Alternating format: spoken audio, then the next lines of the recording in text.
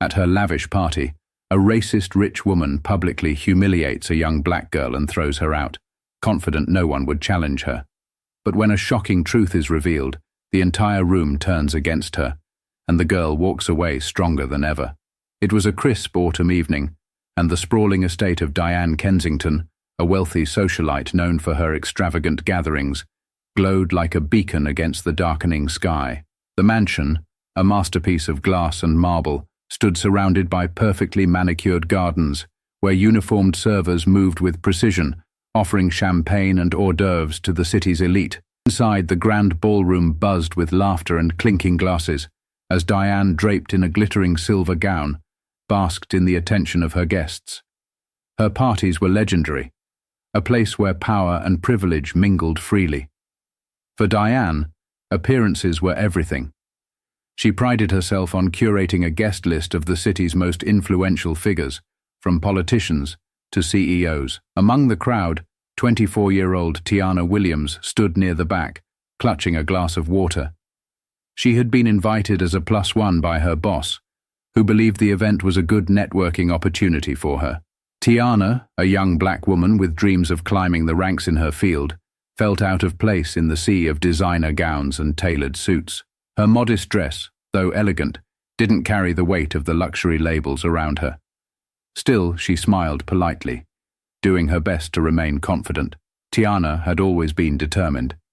She had put herself through college while working 2 jobs and recently started a position at a prestigious law firm. Despite her accomplishments, she often felt the weight of society's expectations and prejudices pressing down on her. This party was no exception. The subtle glances, the forced smiles, it was all too familiar. As Tiana scanned the room, she noticed Diane approaching. Diane's smile was wide, but her eyes were cold, assessing. "And who might you be?" she asked, her voice dripping with a politeness that felt more like a challenge. "I'm Tiana Williams," she replied, extending her hand. "I'm here with Mr. Randolph." Diane's gaze flickered toward the older man across the room who had invited Tiana. "Yes.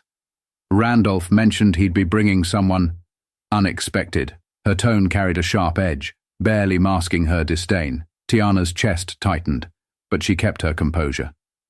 "It's a lovely party," she said, hoping to diffuse the tension. Diane's smile didn't waver, but her voice dropped just enough for the words to sting. "Isn't it? We like to keep things exclusive. I trust you'll make yourself comfortable, but not too comfortable, dear." The words hung in the air like a dagger. Tiana felt the burn of humiliation but held her head high. She knew what Diane meant. She wasn't supposed to be here, not in Diane's world. As the night went on, Tiana tried to blend into the background, but it was impossible to escape the eyes of the guests. Whispers followed her as she moved through the room. A man in a crisp navy suit nudged his companion, muttering something with a smirk. Another woman, clutching a pearl necklace, glanced at Tiana and whispered behind her hand. Tiana's heart sank, but she refused to show it. She thought about leaving, but Randolph had been kind to her, and she didn't want to embarrass him. Besides, leaving now felt like giving Diane exactly what she wanted. But Diane wasn't done. As Tiana stood near the buffet table, carefully avoiding the judging eyes around her, Diane clinked her glass to gather attention. The room quieted, all eyes turning toward her. "I just wanted to take a moment," Diane began, her voice silky, "to thank everyone for being here tonight. It's always a pleasure to surround myself with such distinguished company." Her eyes scanned the room, landing on Tiana with a predatory glint. "And of course," she continued, "it's always interesting to see some new faces. Diversity is such an important thing these days. Don't you agree?" A ripple of laughter moved through the room, and Tiana felt the heat rising to her cheeks. She knew this was no innocent comment. It was a calculated move to single her out, to remind her of her place, or rather Diane's belief in where her place should be. As the laughter died down, Diane turned directly to Tiana. "I do hope you're enjoying yourself, Miss Williams, was it?" Tiana swallowed hard, her voice steady despite the knot in her stomach. "Yes, thank you. It's a beautiful event." Diane tilted her head, her smile razor-sharp. "Lovely. Though I do hope you'll understand if we need to tighten the guest list in the future. Quality over quantity, you know." The room erupted in polite chuckles, and Tiana felt as if the ground might swallow her whole. But before she could respond, Diane's voice turned sharp. "Perhaps you'd be more comfortable elsewhere?" The weight of the words hit Tiana like a blow. Everyone in the room was watching now, their expressions ranging from discomfort to amusement. Tiana's hands trembled as she set down her glass. She wanted to fight back, to say something that would wipe the smug smile off Diane's face, but her voice caught in her throat. The humiliation was suffocating. As Diane's gaze bore into her, daring her to make a scene, Tiana stood frozen. Then, just as she began to step toward the exit, a voice rang out from across the room, strong, clear, and impossible to ignore. "Tiana, wait." The room turned toward the speaker, and the atmosphere shifted in an instant. Diane's confident smirk faltered, as the shocking truth about her unassuming guest began to unravel. The voice that cut through the tension belonged to none other than Randolph Carter, Tiana's boss, and one of the most respected figures in the room. His deep baritone carried an authority that silenced the murmurs and turned every head in his direction. "Tiana, there's no need to leave," Randolph said, stepping forward from the crowd. His sharp grey suit and confident stride exuded the kind of power that commanded attention. "In fact," he continued, his gaze locking onto Diane's, "if anyone should feel uncomfortable right now, it's certainly not her." The words struck like a thunderclap, and Diane's expression faltered. For the first time all evening, the smug confidence that had dripped from her every gesture seemed to waver. "Randolph," Diane began, her voice high-pitched and strained. "I know exactly what you were doing," Randolph interrupted, his tone calm but cutting. "And let me assure you, Diane, your little display here tonight won't go unnoticed." A hush fell over the room as the weight of his words sank in. The guests, who moments earlier had been complicit in Diane's cruelty with their laughter, now shifted uncomfortably, avoiding eye contact with both Randolph and Tiana. Randolph turned to the crowd, addressing them as much as he was addressing Diane. "Let me take a moment to introduce you to someone you've all overlooked tonight. Tiana Williams isn't just my guest. She's one of the brightest legal minds I've had the privilege of working with. Her work on cases that have saved countless lives and upheld justice is nothing short of extraordinary." Tiana blinked, her heart pounding. She hadn't expected Randolph to stand up for her so publicly, and the room's collective reaction was palpable. Gasps rippled through the crowd, and Diane's face paled as the reality of her actions began to set in. "But there's more," Randolph continued, stepping closer to Diane, whose composure was unraveling with each passing second. "Tiana isn't just here tonight because of her professional accomplishments. She's here because I value her character, something that I can't say for everyone in this room." The jab landed squarely, and Diane's eyes darted nervously around the room, searching for an ally among her guests, but no one stepped forward. The crowd had turned on her, their discomfort now directed squarely at the hostess. Diane forced a smile, though it trembled at the edges. "Randolph, I think you've misunderstood." "No, Diane, I haven't misunderstood anything," Randolph interrupted, his voice firm. "What you did tonight wasn't just rude. It was blatant racism, dressed up in the guise of politeness and exclusivity, and I think it's time someone held you accountable for it." The word racism hung heavy in the air, and the guests shifted uncomfortably. Tiana felt a swell of emotion rise in her chest.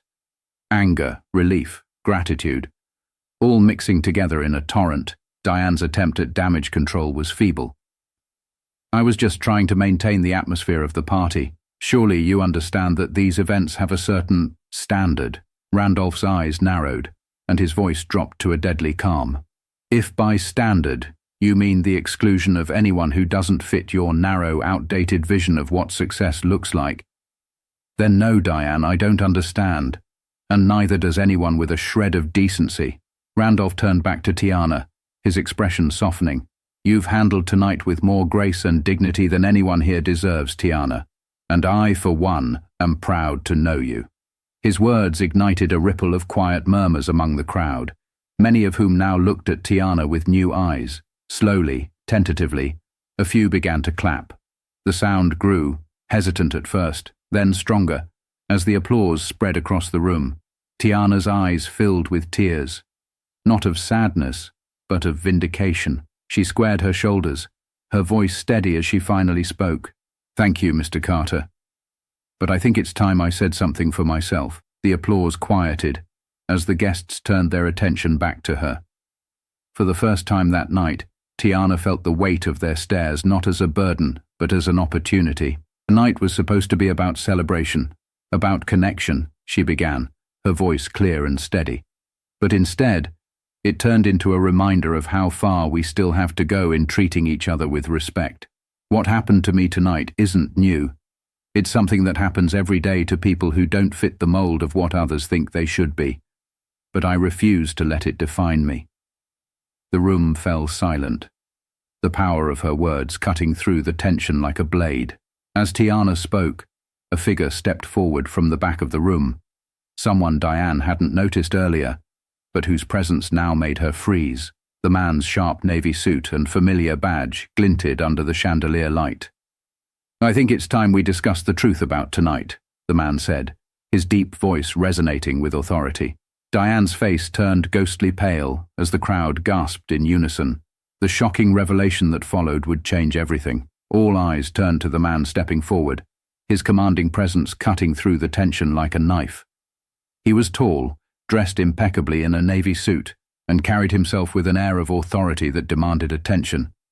But it wasn't just his demeanor that silenced the room. It was the badge clipped to his belt. He was a high-ranking officer with the U.S. Marshal Service. "Tiana," the man said warmly, a stark contrast to the sharpness in his gaze as he turned toward Diane. "Are you okay?" Tiana nodded, though her voice trembled slightly as she answered, "Yes, I'm fine. Thank you, Chief Nelson." The guests exchanged hushed whispers, the realization dawning on them all at once. The young black woman Diane had humiliated wasn't just anyone. She was closely connected to someone with considerable power. Chief Richard Nelson looked back at Diane, his jaw tight and his expression cold.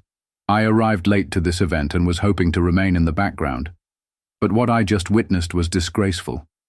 You didn't just embarrass yourself, Diane. You revealed exactly who you are in front of all these people." Diane's face drained of color, her carefully curated poise unraveling as the weight of his words landed. "I think there's been some kind of misunderstanding," she stammered, desperation creeping into her voice. "No misunderstanding," Chief Nelson said, his tone sharp. "You humiliated a young woman who's not only a rising star in her field, but someone who's dedicated her life to helping others. And you did it because you thought her presence didn't measure up to your so-called standards." The room was silent, except for the occasional shuffle of feet, as the guests absorbed the full impact of what was happening. Some of them, previously complicit in Diane's cruelty, now looked at her with thinly veiled contempt. Chief Nelson paused, his gaze sweeping the crowd before landing back on Diane. "There's something else you should know about Tiana," he continued. "She's not just a brilliant legal mind.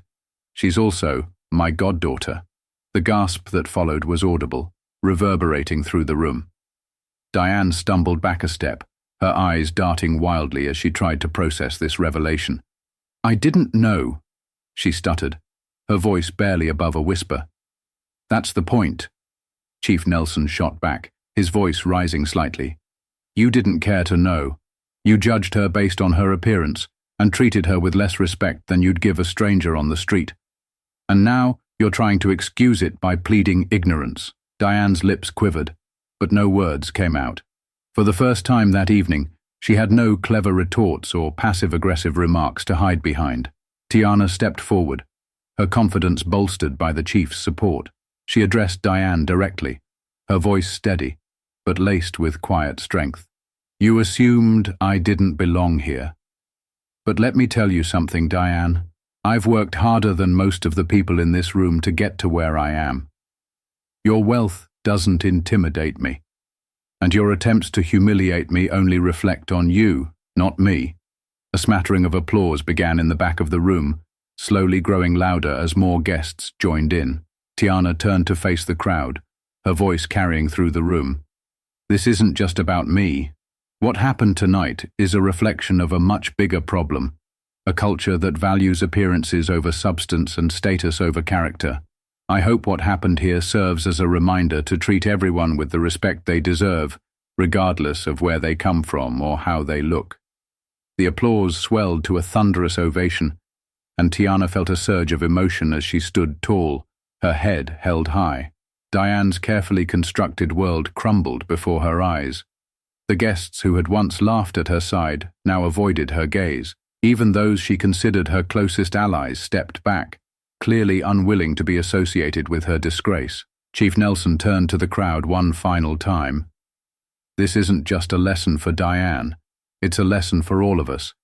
The way we treat others matters, especially when we think no one is watching. He paused, his gaze lingering on Diane. Because someone always is. Diane tried to muster some semblance of dignity, but it was too late.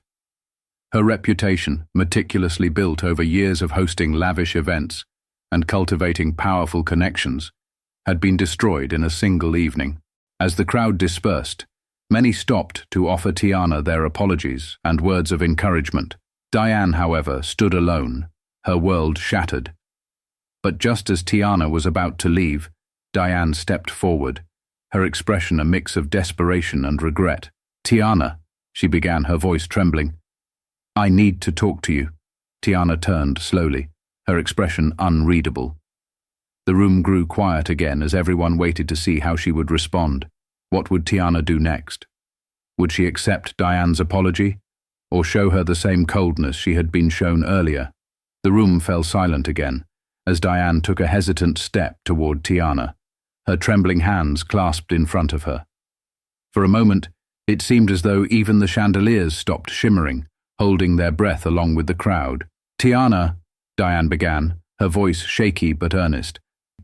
She faltered, glancing around at the judging eyes of her guests. Swallowing hard, she straightened slightly, forcing her voice to steady. "I want to apologize. I made a terrible mistake tonight, and I hope you can forgive me." Tiana's expression remained unreadable as she studied Diane. 1,000 emotions raced through her mind: anger, sadness, vindication, but she kept her voice calm. "You want my forgiveness?" she asked, her tone measured. "Yes," Diane said quickly, nodding. "I know I was wrong. I let my own prejudices cloud my judgment. I've hurt you, and I deeply regret it." The room watched, rapt, as Tiana stood still, letting the weight of Diane's words linger. Finally, she spoke. "Do you regret what you did? Or do you regret being called out in front of everyone?" The question landed like a hammer, and Diane flinched. She stammered, her carefully chosen words crumbling. "I regret both. Truly, I do. I've been so blind, so consumed with appearances, that I forgot to treat people with basic decency. Please, Tiana, I'm begging you to believe me." Tiana's gaze softened slightly, but her voice remained firm. "You humiliated me in front of all these people, Diane. You reduced me to nothing more than my appearance because you thought I didn't belong here. You may regret what happened tonight, but regret alone doesn't erase the harm you caused." Diane's eyes glistened with tears as she nodded. "You're right," she admitted, her voice breaking. "I can't undo what I did, but I want to make it right. Tell me what I can do to fix this." Tiana paused, taking a deep breath. She felt the eyes of the room on her, waiting to see how she would respond. Part of her wanted to reject Diane's apology outright, to let her sit in the shame she had created. But another part of her, a stronger part, recognized the power of grace. "You want to make it right," Tiana said, her voice clear and unwavering. "Then start by reflecting on why you thought it was okay to treat me that way in the first place. Start by examining the biases you hold, the assumptions you make about people who don't look like you or fit into your world. And don't just apologize to me. Apologize to everyone you've dismissed, ignored, or judged unfairly." The crowd murmured in agreement, the weight of Tiana's words rippling through the room. Diane nodded quickly, her tears spilling over. "I promise I will." Tiana held her gaze for a moment longer before speaking again. "Apologies are a start, Diane, but actions matter more. If you're truly sorry, prove it. Not just tonight, but every day moving forward. Diane's shoulders sagged as she nodded. I will, she said, her voice barely above a whisper. Thank you, Tiana. I don't deserve your kindness, but I'm grateful for it. Tiana gave a small nod, signaling the end of the conversation. Turning to the crowd, she added, This isn't just about me or Diane. It's about all of us. We all have a responsibility to do better, to challenge the prejudices we've been taught, and to treat each other with the dignity we all deserve. The room erupted into applause, louder and more heartfelt than before. Tiana's words resonated deeply, and many guests found themselves reflecting on their own behavior, their own assumptions. As the applause subsided, Chief Nelson stepped forward and placed a hand on Tiana's shoulder. You handled that beautifully, he said quietly, pride evident in his tone. Thank you, Tiana replied, her voice tinged with both relief and exhaustion. Diane, still standing alone near the center of the room, seemed smaller now, her usual bravado stripped away. Slowly she turned to face the guests she had once sought to impress. I owe all of you an apology as well, she said, her voice trembling. I let my ignorance and arrogance blind me to what truly matters. I can only hope to earn your forgiveness by changing my actions moving forward. The crowd watched her closely, their expressions a mix of skepticism and cautious optimism. For Diane, it was clear that regaining their respect would take more than words.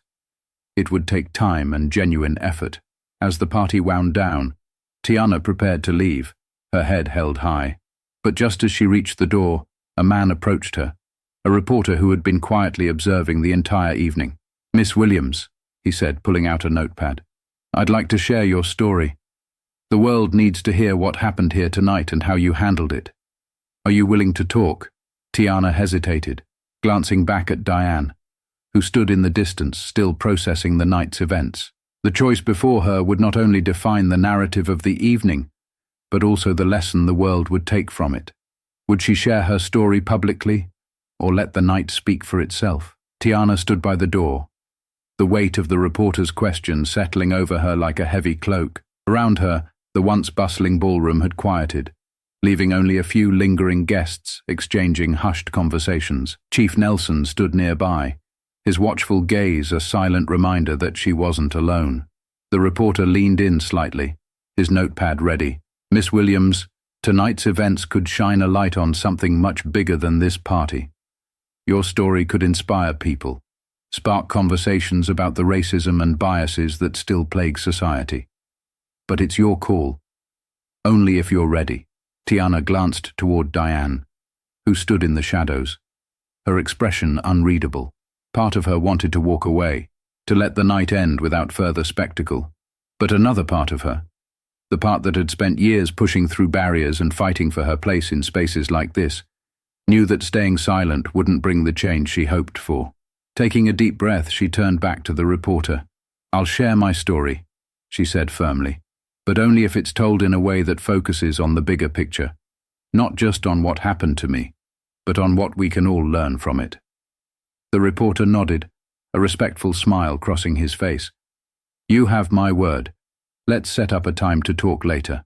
As Tiana turned to leave, Diane approached cautiously, her hands clasped tightly in front of her. Tiana, she began, her voice still shaky. I know I've said it already, but I truly am sorry. I don't expect your forgiveness, but I want you to know that I'll take your words to heart. Tiana studied her for a moment, her expression unreadable. Finally she replied, Diane, if you're serious about changing, then start by listening to the people you've dismissed for so long.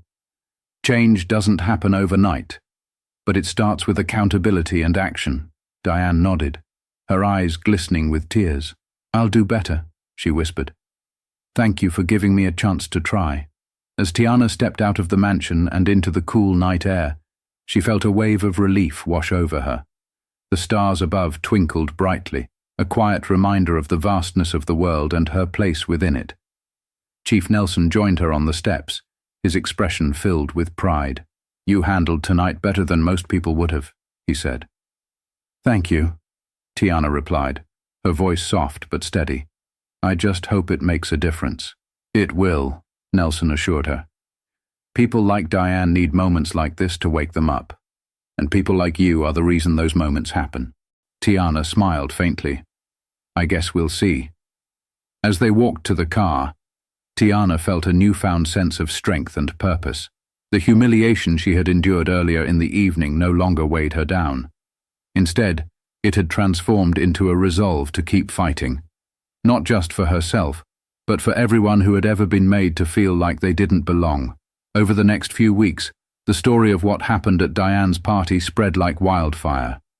Tiana's interview with the reporter was published in a major outlet, sparking widespread conversations about racism, privilege, and the need for change in society's most exclusive circles. Diane, faced with mounting public pressure, issued a formal apology and pledged to use her platform to advocate for inclusivity and equality. Whether her efforts were genuine or driven by a desire to salvage her reputation, only time would tell. Tiana, however, refused to let the incident define her. Instead, she used the platform the story had given her to champion causes close to her heart, speaking at events and mentoring young professionals from underrepresented communities. Months later, Tiana stood on a stage at a community event, addressing a crowd of students, educators, and activists. "What happened to me that night wasn't unique," she said, her voice steady and resolute. "But it reminded me of something important. Our voices matter. Every time we speak up against injustice, every time we refuse to let others define our worth, we create change." The audience erupted into applause, and Tiana felt a surge of pride. She had turned one of the most painful nights of her life into a powerful catalyst for growth, not just for herself, but for others. As the event ended, a young girl approached her, wide-eyed and nervous. "Miss Williams," she said shyly, "I want to be just like you when I grow up." Tiana knelt down, smiling warmly. "You can be even better," she said, "and I'll be here to help you get there." In that moment, Tiana knew she had truly won, not just against Diane, but against the prejudice and doubt that had tried to hold her back. She had walked away from that party stronger, and she was determined to help others do the same.